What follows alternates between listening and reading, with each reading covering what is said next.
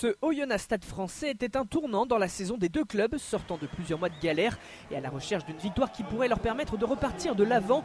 Oyonnax est champion de France, respectivement 14e et 11e à l'entame de cette journée disputée sous un soleil printanier à Charles-Maton pour un 27 décembre. Pour ce Boxing Day débute avec la prise de commande de l'USO, pénalité de Régis Lespinasse pour mener 3-0.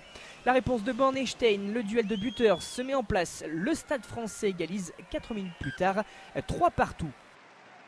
À ce jeu-là, la réponse du buteur oyonnaxien ne se fait pas tarder, intervient dans la minute 6-3. Les deux équipes se nourrissent des erreurs de l'adversaire.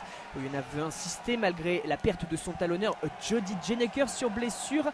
Cibré à la manette pour le nouvel entrant Jérémy Maurouard et nouvelle pénalité pour l'USO.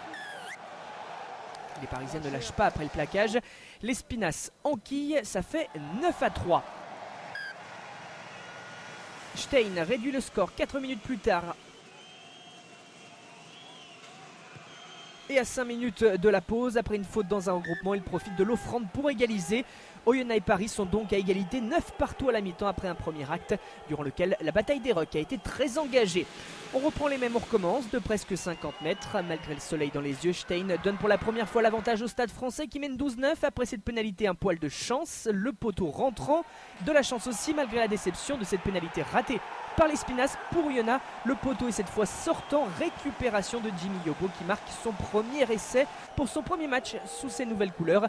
Il est parti juste après le coup de pied de son buteur et s'est montré le plus malin sur ce coup. Voilà 301 minutes qu'Oyo n'avait plus marqué d'essai en top 14, d'où la joie collective. La chance a cette fois basculé.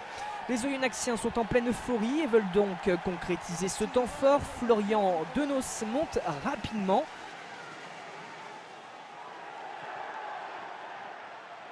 Et les Parisiens vont plonger dans ce ruck. Jérémy Saint-Zel ne s'attendait probablement pas à voir Denos, puis l'ancien Parisien Olivier Missoup lui venir si rapidement dessus. Lespinasse enchaîne et de plus de 40 mètres, il donne 9 points d'avance à Oyonnax. Et il va marquer finalement 2 autres pénalités pour sceller le score du match. Oyonnax va s'imposer face au Stade Français sur le score de 25-12. Première victoire pour Yohan Autier sur le banc de l'USO depuis la réorganisation du staff.